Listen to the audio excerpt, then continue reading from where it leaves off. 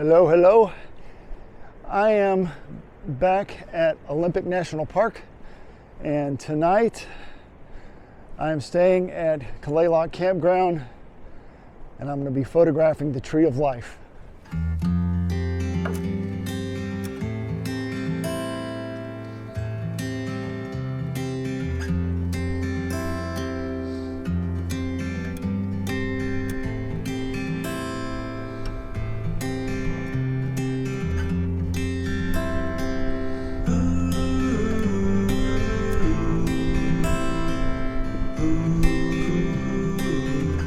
So you may not know what the Tree of Life is,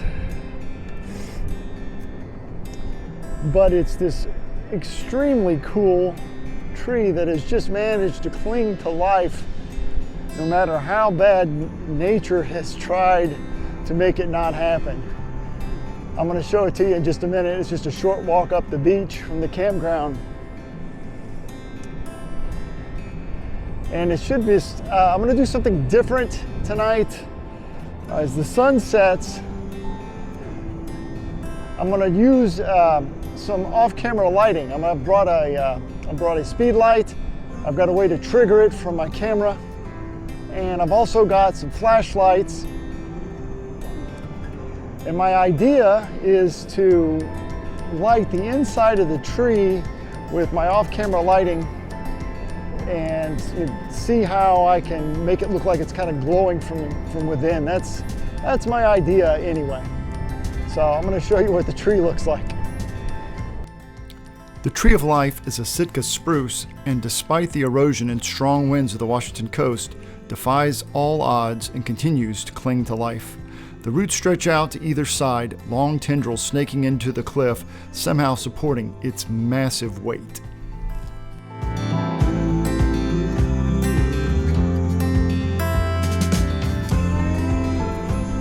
So it's pretty windy out. I would say it's a constant 10 to 15 mile an hour wind.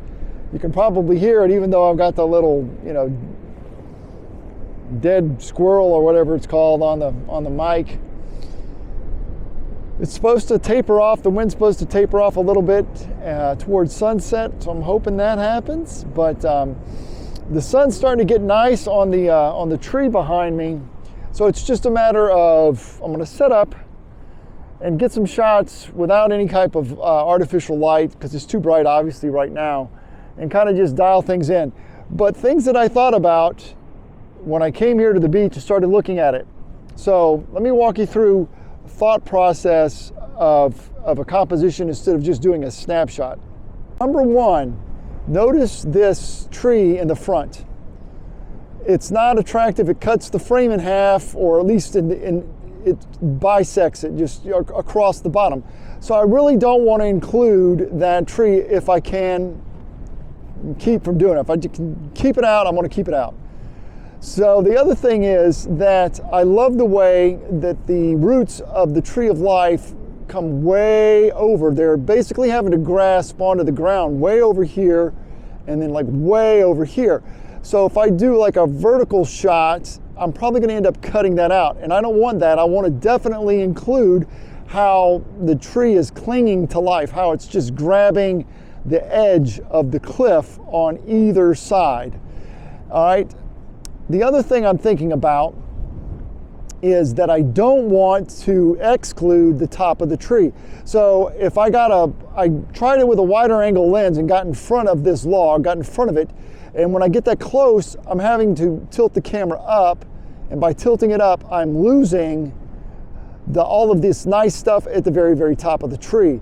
So I don't want to be that close. I want to be on this side of the log, and so that means I'm going to have a focal length of 50 to 70 millimeters, somewhere around in there probably, in order to exclude this log on the bottom and make sure that I get the entire width of the tree this way.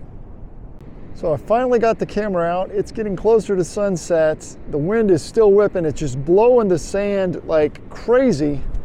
But now that I've got a really nice golden light on the tree, I'm gonna go ahead and get some shots and just verify how I want it to look, make sure I've got a composition, dialed in, so to speak, so that when I do bring out the speed light, it goes hopefully perfect, which it probably won't, but you know, it can happen. So what I've done is I'm at f11. I've upped my ISO to 200 so I can get my shutter speed up. I'm up at a 40th of a second, and I'm pretty sure that's hopefully going to be good enough to freeze the top of those trees. When a gust comes, all bets are off. So I'm having to take a few shots. Again, just kind of dialing it in. A 16:9 is definitely where I want to be. After the sunset, I got to work with the speed light. Now what you don't see is that my friend Darren was operating the camera. When I give him the thumbs up, he'd hit the shutter. Otherwise, I would have had to have set a timer, run over, take the shot, and do that over and over again. And so that would have taken a really, really long time. So with Darren's help, it made it a lot faster. I ended up taking a lot of frames and using about 12 to make this final image.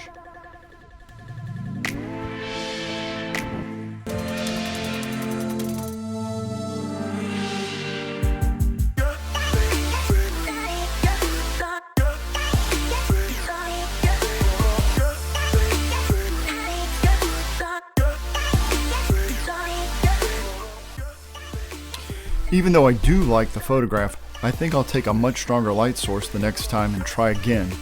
I'd love to hear your thoughts in the comments below. If you like my video, please give me a thumbs up and subscribe. Thanks for watching, and I'll see you next time.